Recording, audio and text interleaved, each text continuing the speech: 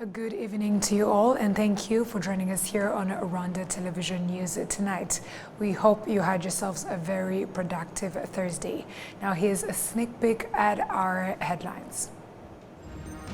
Deputy Sector Commander, Sector North UNMISS Colonel Nitin Mam Gain commends Rwanda peacekeepers for their role in improving security in the region.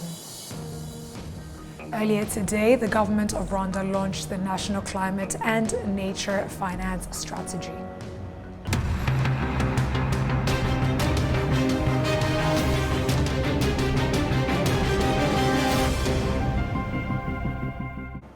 We're glad to have your company tonight, coming to you straight from the heart of Africa, Kigali.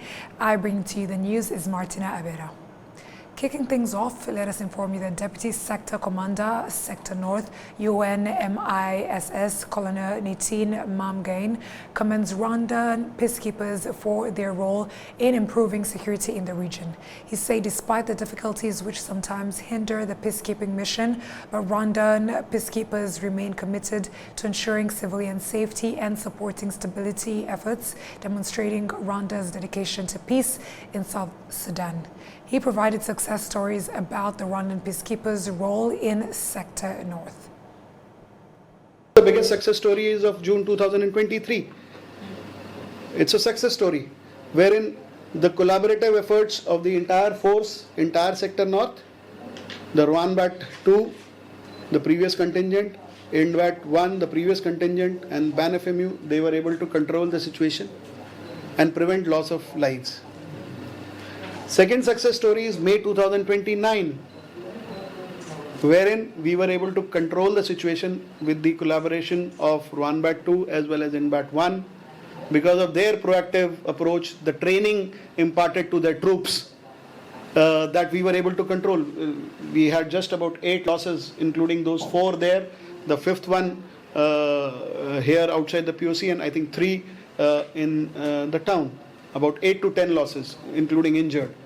This is the second success story. The third biggest success story in the Nasir County, we had reports of mobilization of youth to basically to go into the areas of different counties to raid cattle because they were disgusted. They had no job opportunities, they had no employment, they had no money. So they said we'll mobilize and go and raid the cattle and get the cattle. So again, Nasir falls in the RwandaTV 2 AOR. They went along with the sector commander, the field office. They engaged with the community. They engaged with the county commissioner. County commissioner engaged with the community, and that mobilization halted, saving the lives. Then, now we have started a concept of integrated medical campaigns.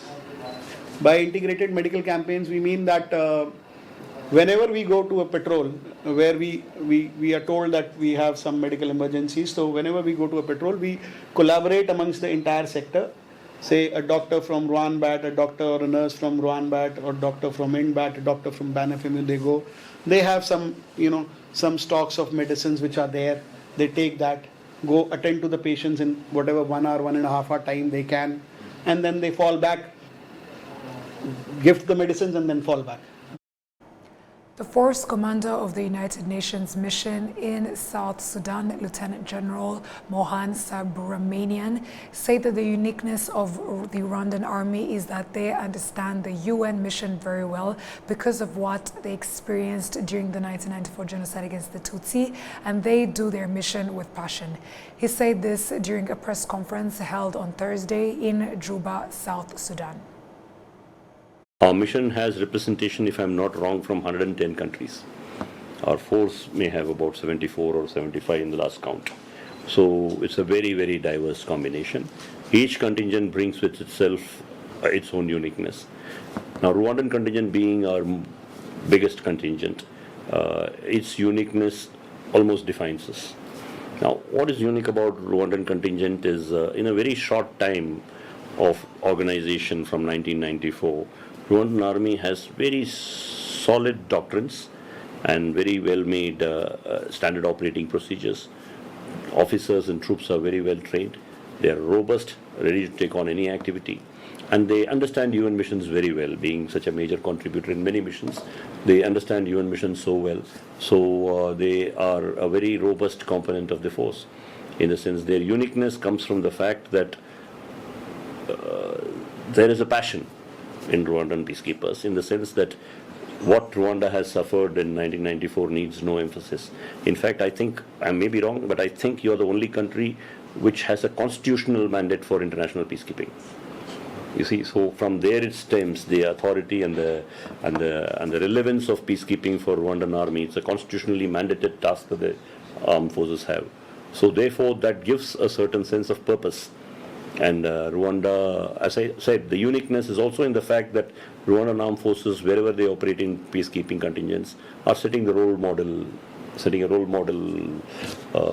to the host government. In them, host governments can have a hope that this is what our armed forces can also do once we settle ourselves and get into peaceful mode for development. So, robustness, well-trained army, armed forces, supported by comprehensive doctrines and standard operating procedures. And of course, the uniqueness of your situation in that you have come out from that situation in 1994 to being a foremost contributor to United Nations peacekeeping now.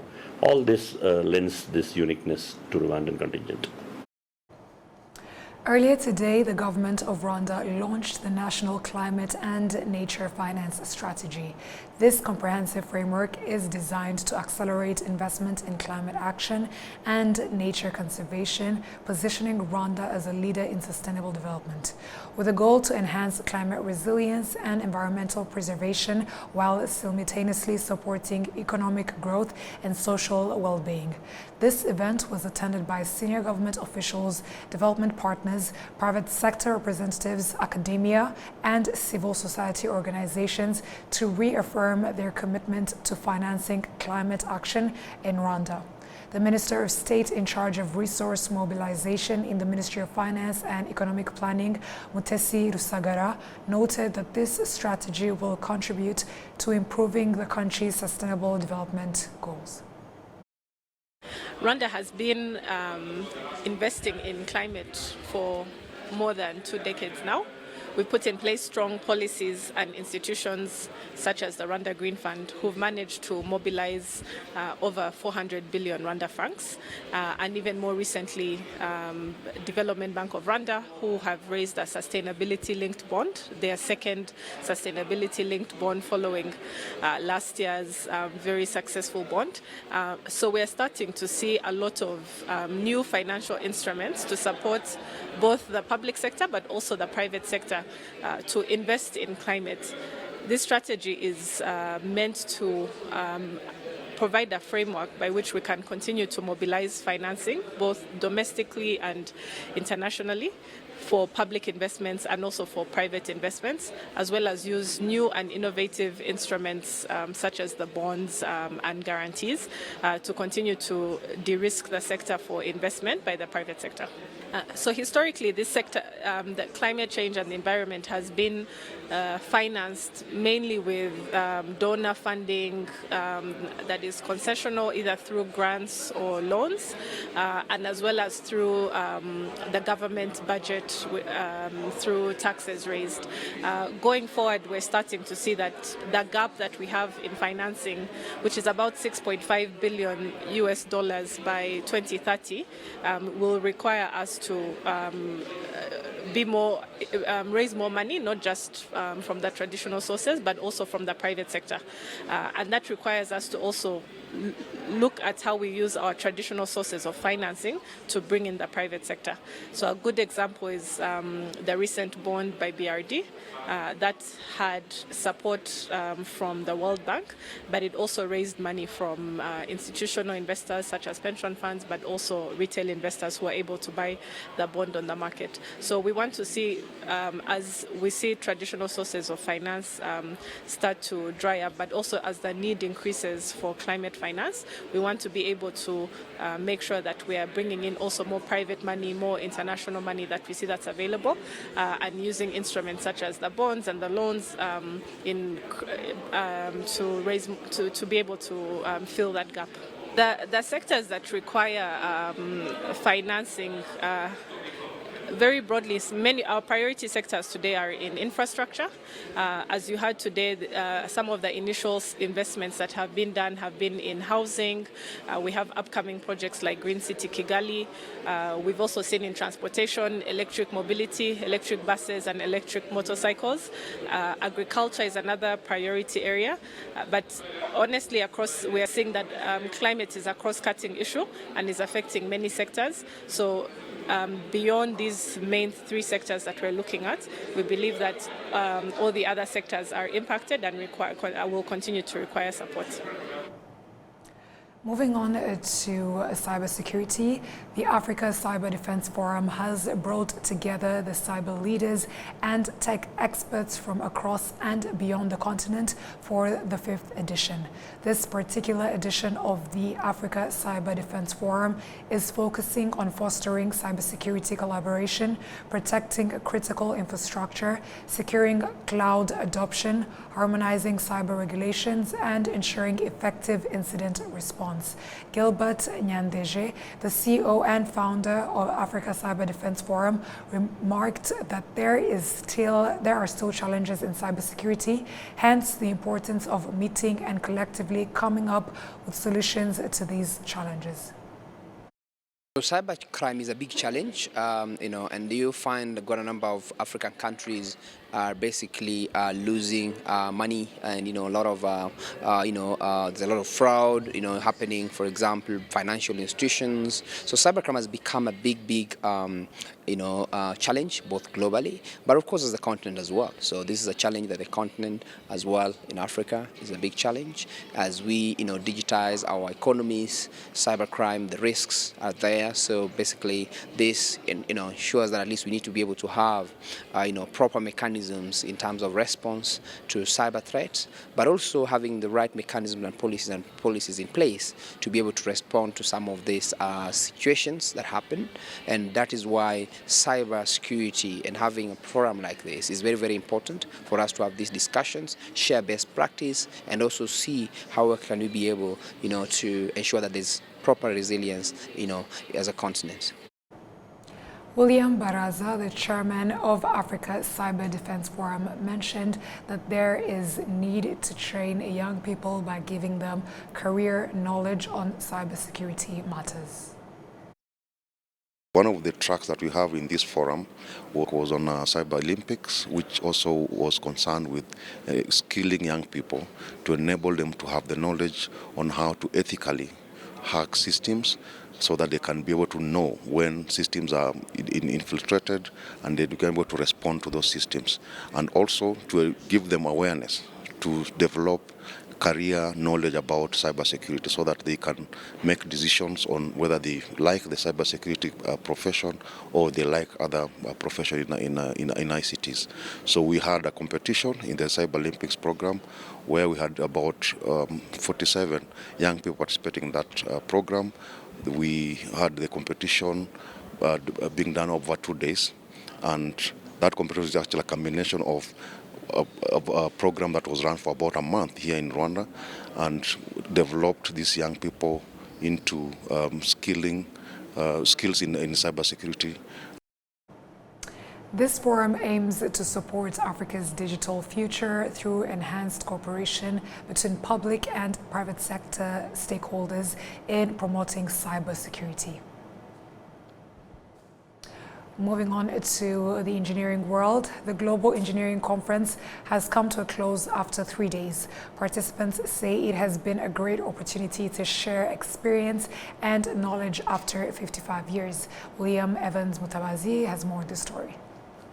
Involvement of the private sector and the industry in the delivery of the curriculum. This Global Engineering Conference ran under the theme Engineering Innovations for a Sustainable Future. In his remarks, State Minister for Infrastructure said that the conference was a good opportunity to highlight challenges in this sector, but also celebrate the good success so far made. This Global Engineering Conference and the World Federation of Engineering Organizations Council meetings have not only highlighted the immense progress we have made, but also the pressing challenges we must overcome to ensure a better world for generations to come.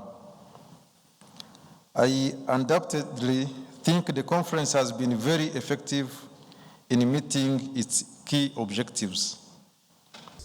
The president of the Institute of Engineers Rwanda applauded the conference, saying that it has come to an end, but it marks the beginning of another journey of putting into practice the lessons learned from different paper presenters. We've had paper presenters from across the world, and they are bringing very rich knowledge to us. So we've actually learned a lot, but what we need to do is now to follow up, to keep in touch with them to make sure that what they're presenting to us is good, yes, but how can we put into action? How can we own up? So like I was saying before, our engineers need to learn all these new technologies, and how to learn them is getting in touch with the different stakeholders, the academia, and the leaders of industry, so that we understand well what is needed on the market, and that's what is taught in the universities. So the researches that have been presented to us today, we're going to make sure that we follow up so that we can also tap into that in our day-to-day operations. Engineering is among the sectors that are predominantly dominated by men, something Engineer Linda Bihide acknowledges as a global problem while sharing her takeaways from this conference. Globally, women or girl child does not normally do engineering, and this is a global problem. A lot has been done in Rwanda to promote a girl child and science and technology, the STEM courses. A lot needs to be done. The numbers are there. I think it's about 16% as I heard. The numbers are there, but it's not yet there. I think policies with a girl child to do engineering and promotion are still needed. So yeah, it's a challenge and we all know about it, and I think the government is working hard to make sure that that is looked after.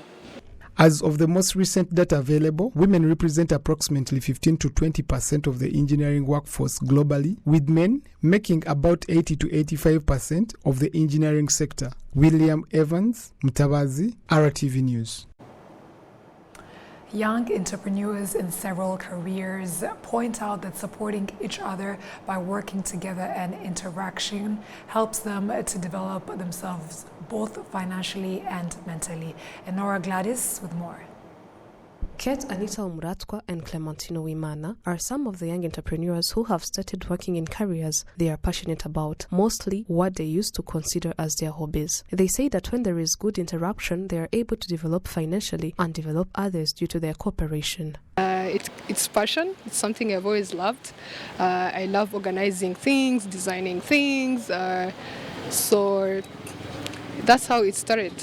People, by helping them, giving them money is not enough. By empowering them, giving them what to do, giving them a vision, and then they work towards the vision. So I'm able to, with my company, I'm able to give people jobs, and they also provide for themselves. The impact is very big because my company has a lot of people, especially when we have like an event.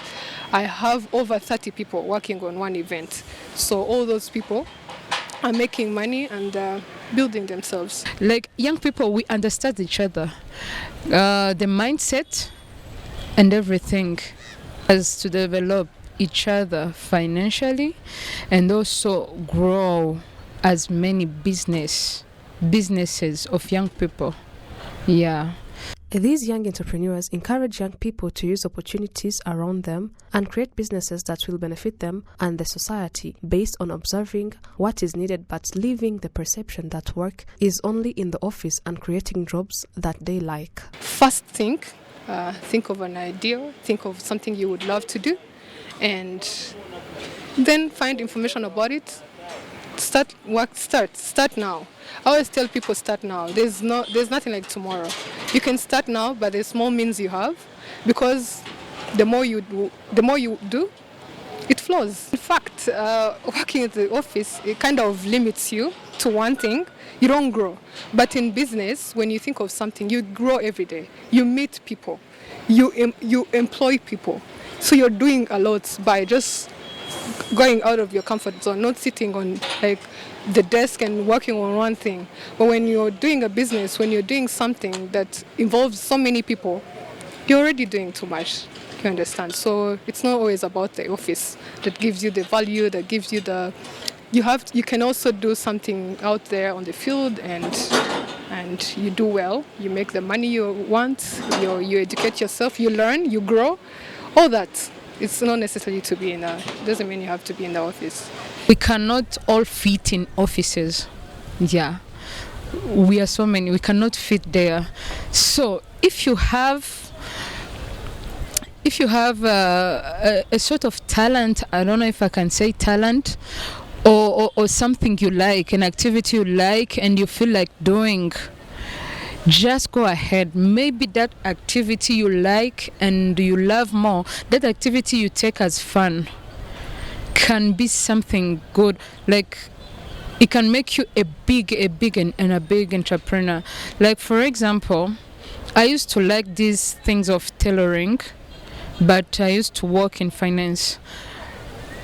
But I used to do it as a hobby or something for fun. But one night I slept and then I woke up and I thought to myself, what if I do these things and benefits me more than what I do there in that office? So I woke up, tried to cover my fear, and then I said, let me start. I only had one sewing machine. I had no hope, for sure. I had no hope. But I said, let me try.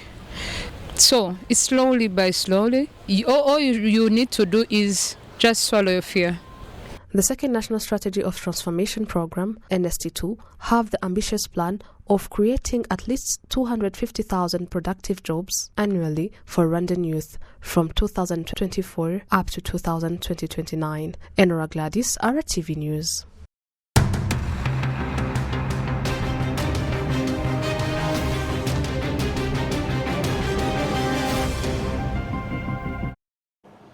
And on behalf of the news production team and the technical team, would like to thank you for sticking with us on RTV News. I who brought to you the news stays Martina Abera. Have a great night.